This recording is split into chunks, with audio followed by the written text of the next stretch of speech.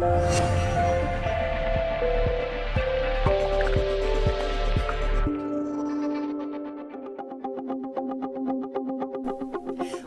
to the Sales Mastery Summit. I'm Mary Pohl, your host, and with me today is Andy Paul, author of Zero Time Selling. If you are having any trouble with a slow sales process, or wish you had higher win rates, or perhaps you don't get as much out of your selling day and wish you could be more productive, or maybe you wish your customers were more loyal to you, well, you are going to have a very fruitful interview today because Andy can help us do that all in 10 steps. So we will get going. Welcome, Andy. Thank you, Mary. Thank you very much. That's a big commitment to make in 10 simple steps. Yeah, there we go. Thank you. We'll live up to it, though. Oh, excellent. Well, you talk a lot about how you sell is as important or more important than what you sell. Can you tell us more about that? Sure. I mean, I think that there's been a lot written about how in every product category that exists out there, whether it's in business to consumer or business to business, there's been this explosion in the number of product offerings or service offerings that exist. Mm-hmm. And one of the outcomes of that has been is that it's made it really difficult for customers to choose and select between the various vendors that are out there. And there's people have written books. Barry Schwartz wrote this book called The Paradox of Choice, where he talks about you would think intuitively that having more choice is sort of liberating for the customer, but actually it turns out to be the opposite. It turns out to be paralyzing because the vendors aren't giving them a compelling reason why to buy one product over the other. And so in the eyes of consumers and business people that are making purchase decisions, if they're evaluating 5, 6, 7 vendors and they're going online and doing their research, at the end of the day, everybody basically looks alike. And it's paralyzing. And it is paralyzing. So my contention, my belief, and my experience has shown that the way you really create differentiation and create trust and value is by how you sell your product. Okay. Because in the eyes of the customer, what you're selling is virtually identical to everybody else. Okay. So are your steps to help us in how we sell? It seems like you get a lot bigger than that in what you offer in your yeah, I mean, it's what I'm trying to do with the book is trying to have people sort of reconceptualize what selling really is, because I think that over the years there's been this sort of tradition that's built up about what selling is. And so what I try to do, first of all, is just really simplify it and say that really start with buying, and buying in my mind is that customers are just sort of an organized search for information to make a decision. Mm-hmm. And as you're a seller, that information search on the part of the buyer comes to you in the form of questions. And so it's really how you answer those questions becomes decisive in your ability to win a business. So selling really is about questions and answers. And my contention is that the first seller with the complete answers that helps the customer take a step closer to making a purchase decision is the one that's going to win. Mm-hmm. That makes sense. Well, you've really synthesized what you've learned over 30 years of selling yourself. So thanks for dating me. Yeah, sorry about that. But, cracking the code from your own personal experience and then putting it to use and seeing what kind of results you get in addition to helping your clients means that it's proven, it's tested. So, I joke about 10 simple steps. But really, if you get to the essence of what you figured out makes you more successful, it can be simple. It can be simple, and that is really the key, because what I try to do when I talk to groups and write in my blog and in the book is make it unambiguously clear to a salesperson what they need to do each time they interact with a prospect and what they're trying to achieve. And it's selling, again, so many people do it on rote, and it's really one of the great attractions of it, at least to me and I think to many people, is it really requires a lot of thought and creativity. And the more that you can make it a thinking person's game, the more successful you'll be. Okay. So you've got a concept, Sell with MILT. Can you tell us a little bit about MILT? Sure. So MILT is an acronym for selling with maximum impact in the least time. And what that really means is you're trying to, every time you have an interaction with the customer, you're trying to provide the maximum value with the least investment of time on the part of the prospect. Okay. If you can do that each time you interact with them, then you're going to end up really compressing the buying process, because you're going to make it easier for the customer. You're going to stand out in the crowd. You're going to make it easier for the customer to make a decision. And one way to think about this is that every time you interact with a prospect, they're judging you, and there's going to be one of two outcomes. That call is going to be judged to either be a positive or a win, or it's going to be a loss. I like to say, selling, every time you talk to a customer, it's a zero-sum game, like rolling dice. You're either going to win or you're going to lose. And if you have a situation where you have a limited number of touches with a prospect prior to the deal closing, then you can't afford to have any wasted interaction with the customer. So I like to say the day of the ad hoc sales call is really done. Okay. Every interaction has to be planned, has to have a projected outcome in mind, has to have a strategy that you're going to achieve. So it really requires engagement on the part of the manager with the individual salesperson on a real-time basis to say, look, what are we going to do with the prospect on this call to move one step closer to making a decision? Okay. So I assumed that the zero-time selling was analogous to Google's zero moment of truth, that the customer is, really doing a lot of the front-end work that sales used to be responsible for. So when you get them, you better make the most of it because they're pretty far down their own buying process. Is that fair? Absolutely. So the assumption has to be, and I think there's general agreement on this, that your prospects are going to be substantially pre-educated about your product or service before you ever engage with them, or really before they engage with you, as is more often the case these days. And so if they're 50 to 75% of the way through their buying process, when they do reach out and you do begin an engagement, you're not coming in at the top of the funnel anymore, as people would have you believe. Actually, the prospect's entering the funnel halfway down or three-quarters of the way down. And as a result, the number of questions they have outstanding to be answered is smaller, and they're not starting their buying process at that point. They've already invested their time beforehand in the buying process, so their sense of timing is much more urgent than it was before. Okay. And unfortunately, most sellers, in this day and age, when a lot of the leads come in online and so on, is they want to start at the beginning of their process. Okay. And to the prospect, that's a waste of their time. And they're going to make decisions about how to allocate their time and their use of their time based on what sort of return on that time they're earning from the vendor. And so if it's wasted, they're not going to give you more time. So I'm curious, Andy, it sounds, the situation you set up is very real that people are experiencing today. It also sounds like the customer is in the driver's seat. And if they're coming to you with questions, I'm sure how you sell is more than just responding to the questions that they have. How do you become the driver of the process again? Yeah, well, I mean, it's an interesting question because I'm more of the school that believes that really the customer is ultimately the driver, right? Okay. I mean, that they've got their sense of urgency is, in most cases, is going to outweigh the sense of urgency of the seller because they've been engaged in this process for a longer period of time. What you can do, though, to sort of drive it, if you will, is that I think that each time a customer has a question, they're looking for a certain type of response. And I talk about this book I call, it's not really a new concept, but I sort of redefine the concept of responsiveness.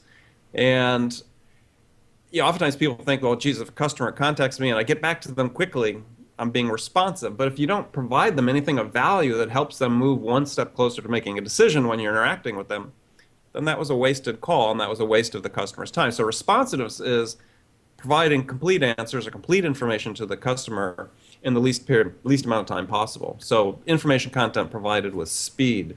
And that helps you then not necessarily control it, but you're working more in direct partnership with the buyer at that point because your interests are really in alignment. Okay. We've talked to a lot of experts in previous interviews that talk about ruthless qualification is really how you drive, higher win rates and make more of your selling time. And you talk in your book about following up on 100% of your sales leads. So can you set us straight on that? Well, I think that I also talk about in the book as one of the steps is what I call disqualify the losers. And so I also believe that you need to proactively prune and ruthlessly, as some people might say, go through your prospect list and get rid of the people that are not a specific match for the product or service that you're selling. And both in the book and in subsequent blog posts and in an ebook available on my site, I take people through the steps because it's sort of a multi-step process that doesn't happen just once during the sales process. You need to continually requalify or disqualify your prospects as you go through because they may have passed through the first filter, but as you get further down the line, you find that they're not really a prospect for specifically what you're selling. Then you need to bite the bullet and axe them from the list. Okay. So That the follow up on 100% leads is right. part of that qualification? Well, yeah, not everybody that's a lead is going to be a prospect, right? So in my work with companies, I have seen that the easiest place to find new sources of revenue for growth is in lead follow-up. And yeah, most companies, there's studies that have been done that multiple studies that show anywhere from 40 to 80% of sales leads are never followed up. And so there's this long tradition, standing tradition in sales, and you still see it today. I see it reflected in conversations on LinkedIn groups and so on, where salespeople say, look, the only good lead is a lead I develop myself, and this inherent distrust of anything that comes from a marketing generated sales lead. And that may have been something that had some validity to it years ago when there was no internet and there were no sources of information for people to pre-educate themselves about your product and service. And yeah, I came of age and selling when bingo cards still existed for, you may remember that, but Yeah. most people I talk to groups, yeah, most people don't remember that, where you could be reading an airline magazine and there's this postcard stapled into the seam of the magazine that listed the name of everybody that was mentioned in the editorial. There was an advertiser, and if you wanted information about one of those vendors, you circled their names, yanked this card out of the binder, and dropped it in a mail slot. It went to a fulfillment house, and then you received these stack Junk of mail. leads. Yeah. And that, most of those leads would disappear today because people would be going online and, discovering whether they're interested in doing something further. And so as a test, I ask audiences when I speak to them, I say, okay, let's look at what a lead is today. It's very different. It's not your father's sales lead. This is people that have spent time investigating your product and your service. And very rarely do people just sort of idly go online and fill out a web form and say, yes, send me information, because you're inviting a phone call. You're inviting somebody to put you on their email list. We all know that, right? So, people that are going to the effort to actually reach out, chances are, they're much more likely to be a real valid lead. May not be a prospect, but be a valid lead than they were before. Yet they're still largely being treated the same by salespeople. Okay. So, I give an example that a client that was a relatively fast-growing startup, and they were being inundated with unsolicited resumes coming in online, and they were looking for a cloud-based service to be able to help them track and collect these and respond to people. And so one of the VPs came in on a weekend, spent 4 hours researching all the various services that offered a product that they needed. They narrowed down to 3 or 4. And this guy sat down and filled out a web form, and in the comment section said, look, my name is John, and I'm a vice president of, HR at this company, and we need a product just like this. Please have someone call me on Monday. And a week later, no one had called him. And this is not atypical at all. So one of the ways that you really can differentiate yourself from other sellers is just follow up on your leads. Okay. But there's also, it's just a source of revenue, because it's saying there, these are different types of leads, and they were in the past. I had one client that we put in place a more effective lead follow-up system where we follow up all the leads within 30 minutes that came in. And they went from about 4 days to 30 minutes. Took almost no time at all to make the change. It's a pretty easy process to put in place. But without adding a single salesperson, without adding anything substantially new to their product line, over the course of about 3 years, they doubled their sales just by doing a better job with the leads that were coming in. And this has happened in company after company. It makes sense if people are entering your funnel at a different point and they're entering of their own volition. They've already qualified themselves. Whether they're the perfect fit because they don't know you yet, you have to figure out, but they've at least qualified themselves. Right. I mean, there was a study that was results of a study that were published in 2010 or 2011 about inside the mind of the business-to-business buyer. But one of the statistics they found in their study was that, if I remember this correctly, is that basically about 93, less than, yeah, So I'll say 93% of the business-to-business customer engagements were initiated by the buyer, not the seller. Okay. This was So this you was this was what the buyers were saying. And so in the mind of the buyer, they're the one that's reaching out. They're the one that's initiating this in an overwhelming majority of the cases. okay. So you're almost in a situation that it becomes yours to lose. Well, certainly the opportunity does, right? Right. And I think one of the things that's really sort of interesting is that, we're having this explosion again in the number of offerings of marketing automation systems, and they're great systems. I use them myself. But when you look at how companies utilize it, it's sort of interesting. What they do is we're now getting a more sophisticated lead on balance that's reaching out to touch you. And yet what we're doing with our marketing automation systems is we're oftentimes companies are putting the least qualified person, their entry level people, who are doing the first level screening of these new prospects. And so you're getting prospects that really are a little more sophisticated in terms of the quality of and quantity of information they need or specific answers they need, and they're being addressed by the people that are least likely to have the answers for them. Okay. And I think that's Not zero time. it's certainly not zero time, and I think it's an issue that you think, okay, gosh, we're going to start doing lead scoring, and we can score based on various things that are more automated scoring. But in some cases, a couple companies I've talked to, they've got their junior people talking to these prospects, and they're making the first pass at scoring. And I can tell you that if you're a prospect and you're talking to someone who knows less about the product or service than you do, you're not going to be very interested in talking to them for much further. Right. And yet the response on the companies as well, they didn't seem that interested, so we're going to put them into the nurture pile.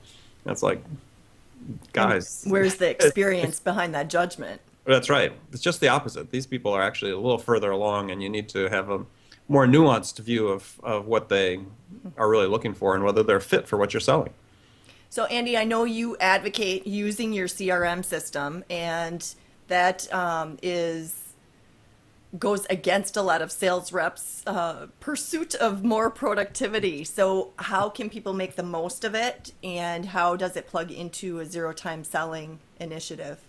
Well, yeah, there's no getting around the fact that it takes time to enter information to a CRM system, and there's various tools that are coming out that are trying to automate that. I just looked at the website of one a couple days ago. I think Spearfish was called, that looked very interesting in terms of capturing sales interactions on audio, and then they had an engine that sort of can capture that and analyze it and reduce it down to keywords, and can trigger certain events to happen. I thought, well, that's kind of cool. But in essence, what you're trying to do though with zero time is you're trying to make the most of the opportunities that you do have, right? And what the CRM system enables you to do, if you are filling it out, if the reps are complying with the mandate to use it, is it gives managers a tool to sit with their sales reps and say, what are the opportunities that we could be pursuing here in this count that we're not finding right now, right? It's that the customer is saying something. To me, the value of the CRM system is in multiple dimensions, but one of the most important ones is to be able to coach the people that are on the front line with the salespeople, with the customer, and really uncover the real opportunity that exists, right? Are we selling the right thing? Are we selling to the right person? Are they telling us something else about their needs that we're not really tracking? And here it is in the record, you've actually captured it. That's an important tool. It's really it's a strategic asset for a company. Okay. And there's really almost no limit to how small a company you can be that you could benefit from having a CRM system. And yet, we all know the anecdotal statistics about adoption and how people are using it and so on. But it's a great tool. The other thing that I think it's really important is if you have long-term customer relationships, but you're in a situation where you tend to turn over salespeople, with some sort of regularity. Mm-hmm. If you have captured correspondence, meeting notes, everything that you should have in a CRM system in terms of your interactions with your customers, then when you bring a new person on, that onboarding process can be done much more quickly and much more seamlessly than it might have been in the past, because that's always a moment of vulnerability, I think, for any seller.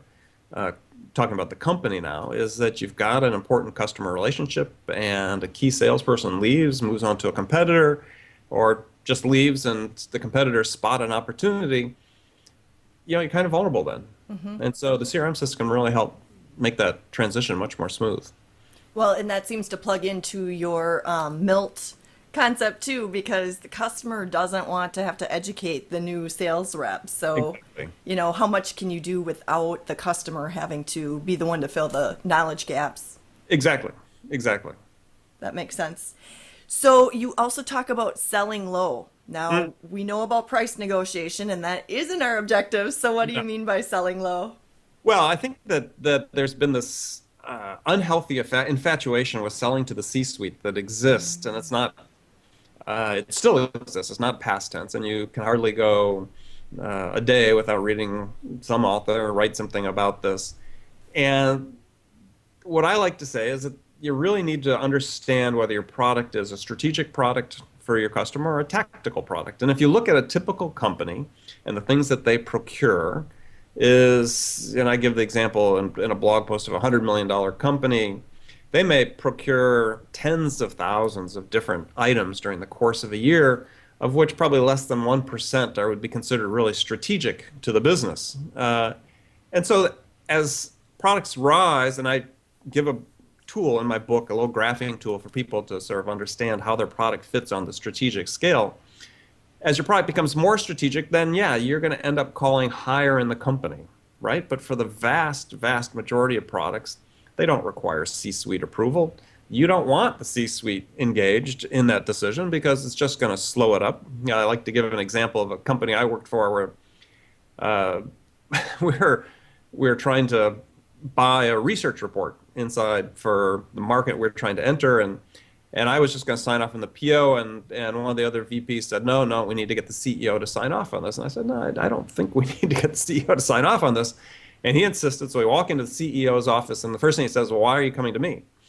And the second thing he says, but since you're here, I have an opinion. And that's the mistake people made when they force a decision into a C-suite that's not required to be there, is you're asking them for their opinion. Otherwise, they just sign off on the decision that's made. So when I talk about sell low, what I'm talking about is you're going to sell to the lowest responsible level within your customer organization. You're going to find out who that functional, actual decision maker is, and that's who you need to focus the bulk of your selling on, because they're the one that's going to be making the recommendation. They may have the final decision, or they're making a recommendation that will be rubber stamped and approved as long as it fits their budget requirements. And like I said, for most 98% of products people sell, they fall into that category. So that's a really good point with a zero time mentality, because some people think you'd go faster if you at least get referred from on high and the CEO says, I really want you to take a look at this. But it doesn't necessarily make it go faster because they're weighing in on something that shouldn't even be on their radar. And so Exactly. that could create a time lag for you. Right. And people need to be realistic. It's great to have internal references for what you're doing, and there's some validation that comes with that. But if you've worked within any organization of any size, which I've worked in both Fortune 500 companies as well as a number of startups, is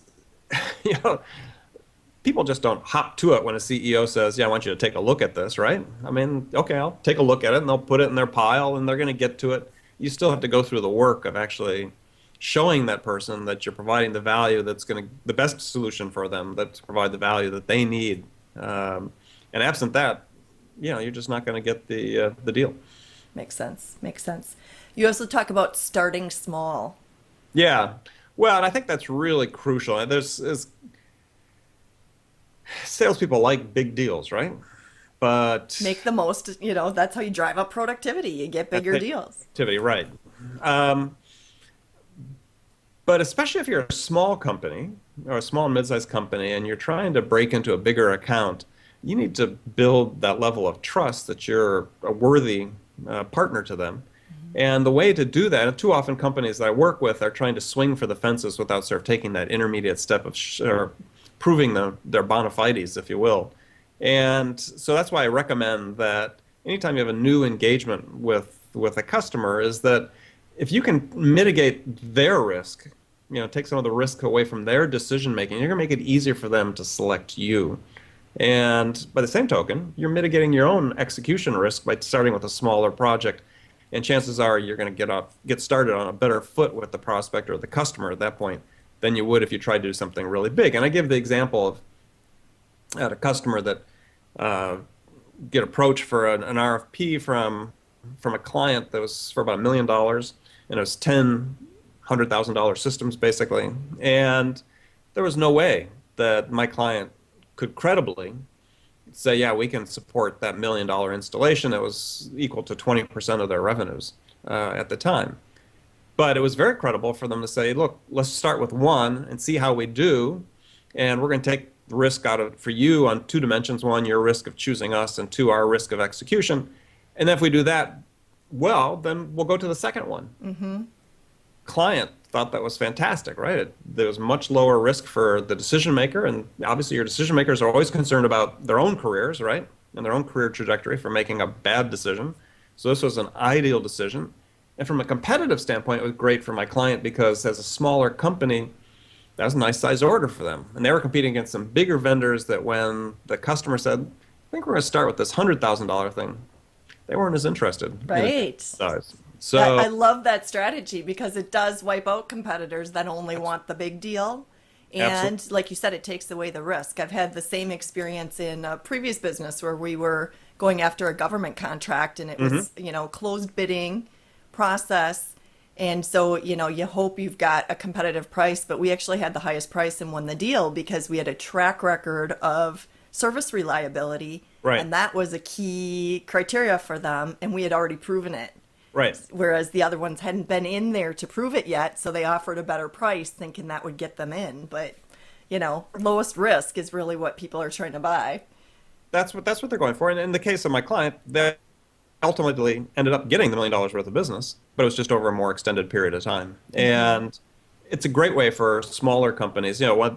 Spent a lot of time with startups, and a lot of what I write about was sort of informed by this experience of being the underdog in a sales situation. And how do you turn that to your advantage? If you're a small, mid-sized company, how do you work with an environment where you're working against much bigger competitors that seem to have maybe a broader product line or more established track record or a broader base of customers?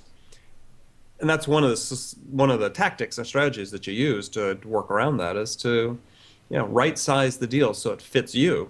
Mm-hmm. And you almost always see the customer say, yeah, that sounds like a good idea. Taking the risk out of things always seems like a good idea to the customer. Right. Exactly. And piloting too, so they don't feel like they're making a forever commitment with you. Right.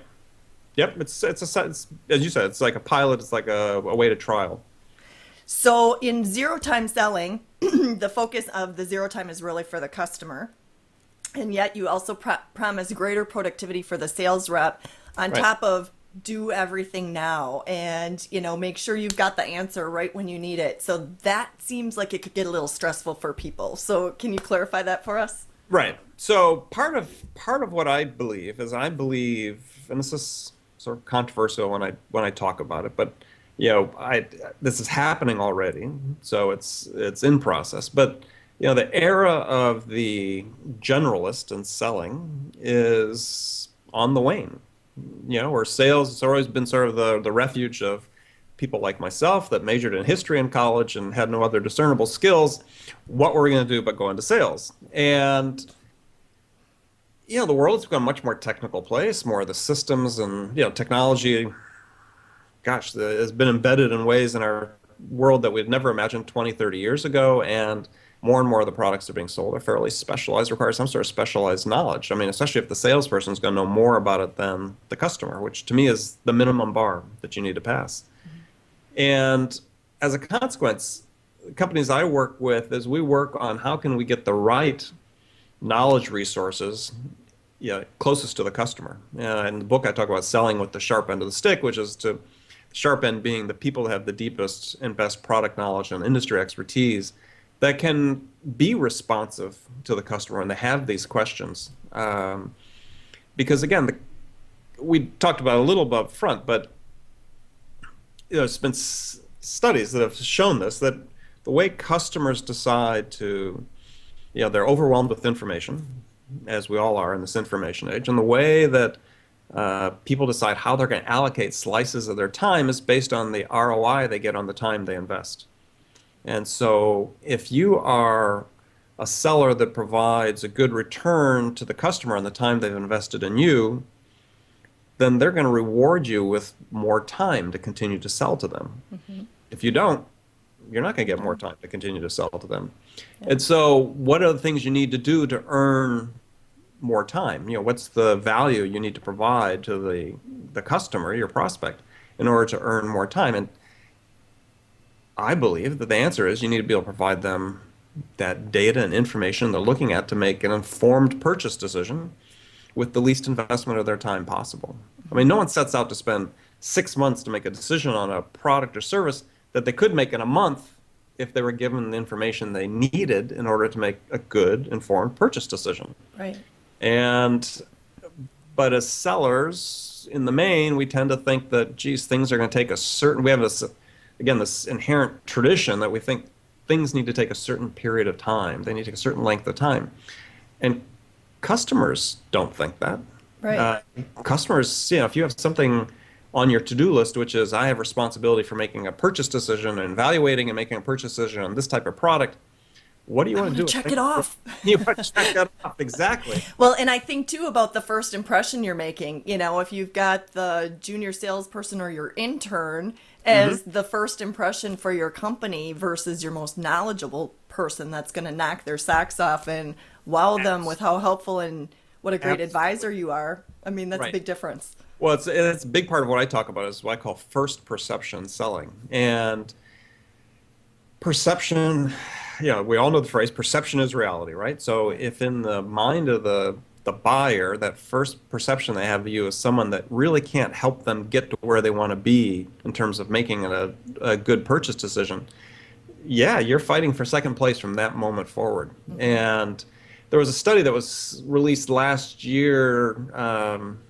by Forrester Research, I believe, that talks about that if you're the seller that can shape what they call the buyer's vision, and I call it the buyer's paradigm, but every time you're looking at buying a product, doesn't matter whether it's a consumer or business, you have this preconceived notion in your mind of what it's going to be like to have that product. I mean, if you're buying a new car, like a BMW sports car, you've pictured what it's like to sit in those tight leather seats and your hand on the steering wheel and accelerating through the corners and opening up on the straightaways out in the country. That's your buyer's vision of what you think product benefits, product and values the product's going to give to you.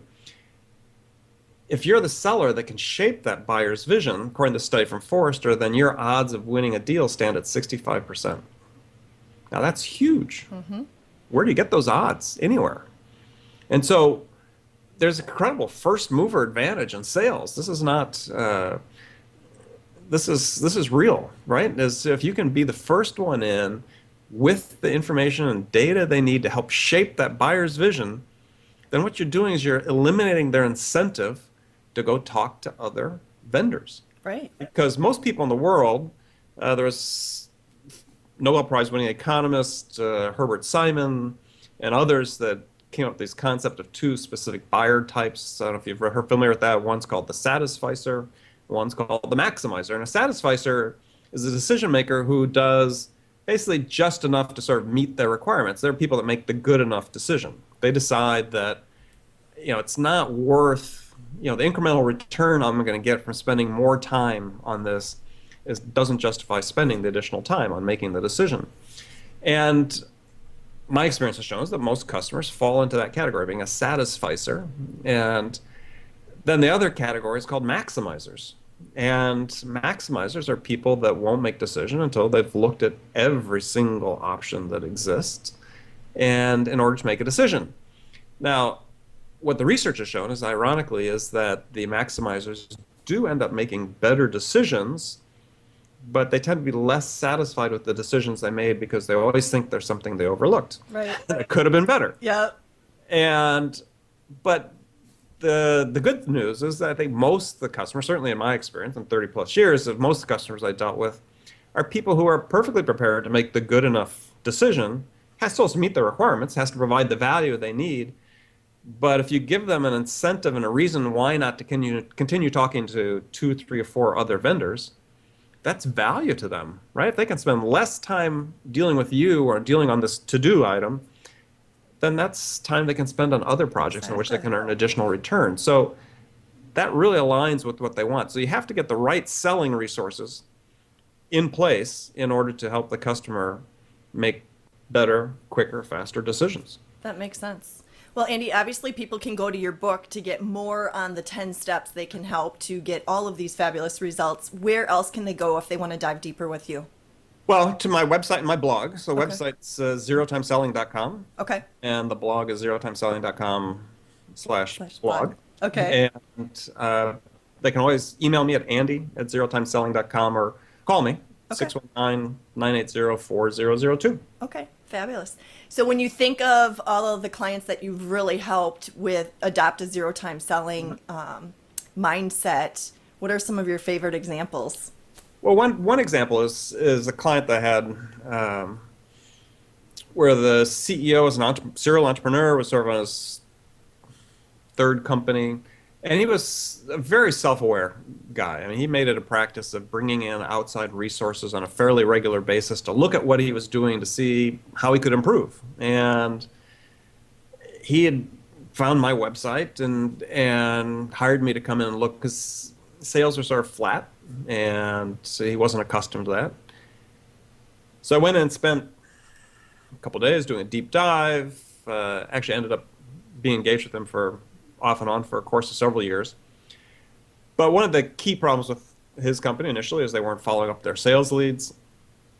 We got that turned around. They started following up sales leads very quickly. We started shifting their selling resources, or that a couple people that they're selling a fairly technical product, a piece of test equipment, and a couple of the salespeople just really couldn't meet the customer requirements. So we brought in somebody from engineering, and actually two people from engineering and somebody from customer support to come in and start selling.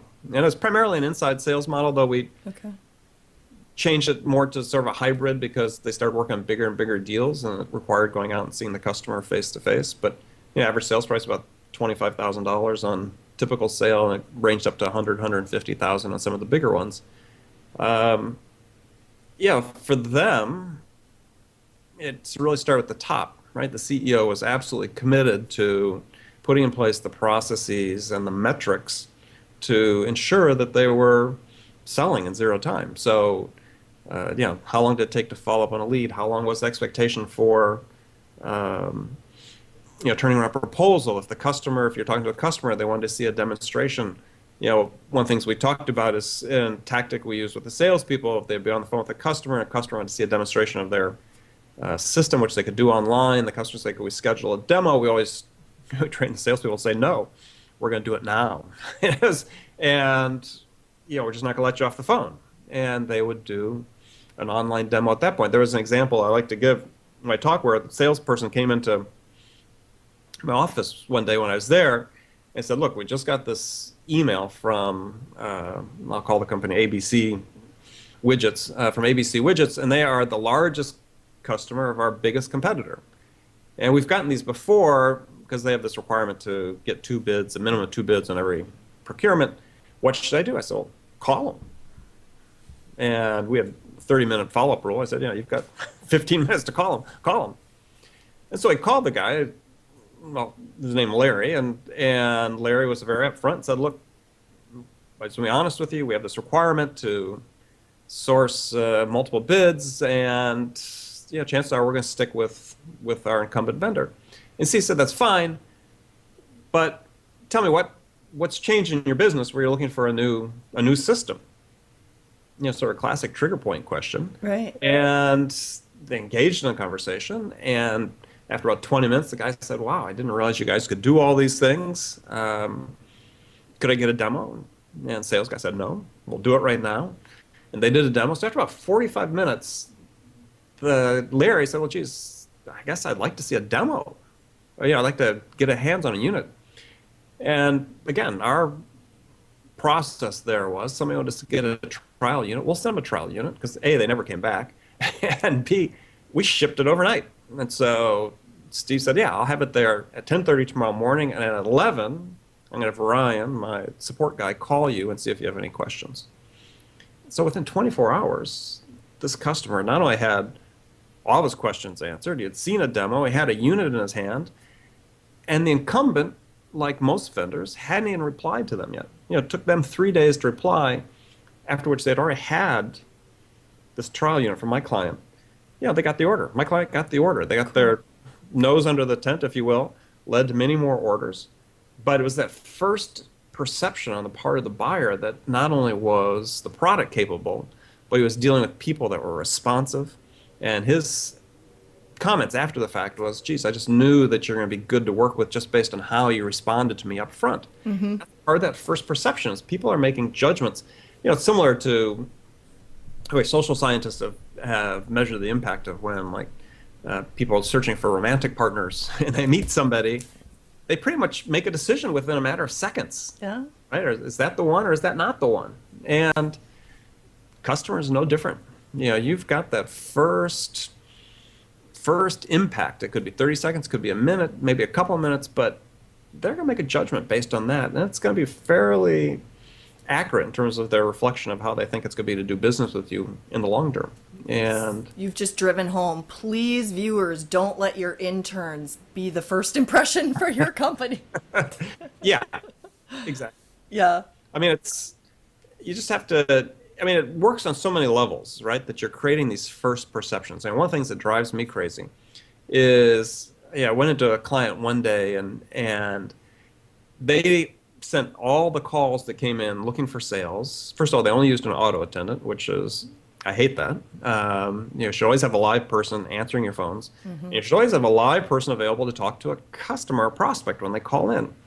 And it's really simple to do. You just set up a schedule that you're going to man the phones. You're going to be the go-to guy for an hour here, including during lunch hours.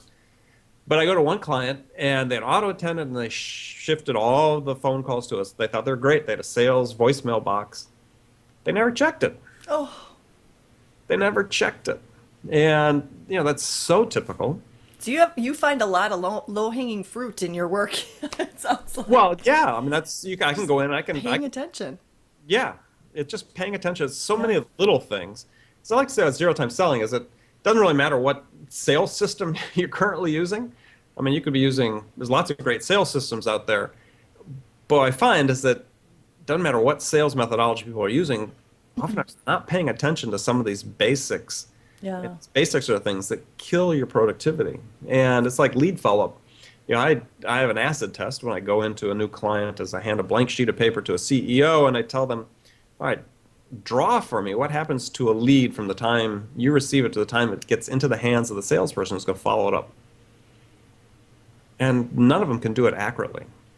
They all presume that leads get followed up, right? It's like breathing in and breathing out, right? If I breathe in, I'm going to breathe out.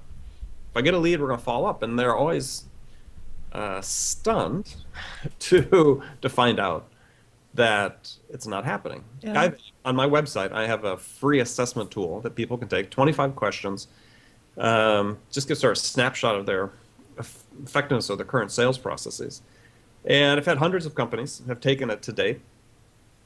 And fewer than, some of the interesting findings is that only 17% of companies have documented sales processes, written, defined sales processes that they train their people to and that they manage.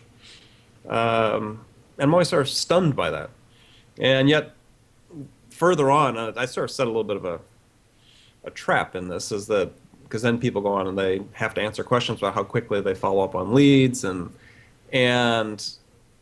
everybody likes to sort of think that they follow up on leads quickly, but if they don't have sending an email is not the follow-up.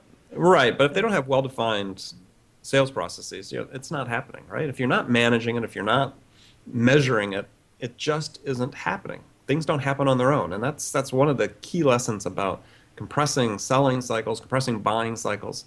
As management, you can't take anything for granted. As you have to set up metrics that you're going to measure the key aspects of your sales process, not just your conversions, but your process, because you get fixated on conversions, but orders are an outcome. You need to measure the process that leads to the outcome, and that doesn't happen as much as it needs to.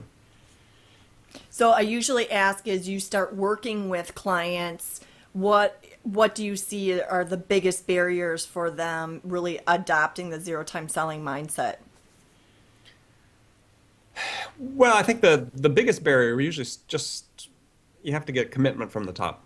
Okay. That it has to have that sense of urgency. It really has to flow from management that this is not just a one-time thing. This is what we're doing to run our business, and that really putting the customer at the center of the universe is really really important.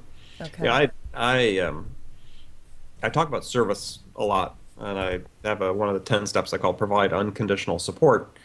And too many companies fail in that. And it's really just saying, look, your customer may have a problem, and the sort of the default methodology these days with many companies is they want to find out whose problem it is before they attempt to fix it. And it really should be the other way around. Is what you do is you fix the customer's problem and then go back and say, okay, what happened, right? Because you want to make sure that they're getting the value from the product that they bought. Mm-hmm. And as long as they're down or unable to use it, they're not getting that. And if you start arguing with them about whose fault it was before they're back using it, that just compounds the problem. And so it's really a simple change to say, look, we're going to change our orientation to what I call a fix it first mentality. The customer has a problem, we're going to lay down everything and fix the problem as fast as we possibly can. And that's become our number one priority. Because if you're looking at, geez, how do I get reorders from a client?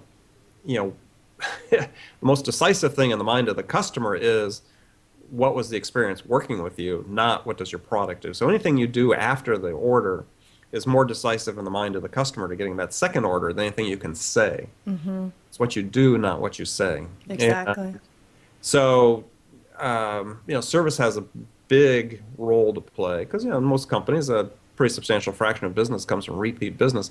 How do you maximize that? Just put the customer first. And it's a word that's talked about, or it's a phrase that's talked about, but you really have to put it into action. So the metrics that you have relative to, geez, how responsive are we being to our prospects?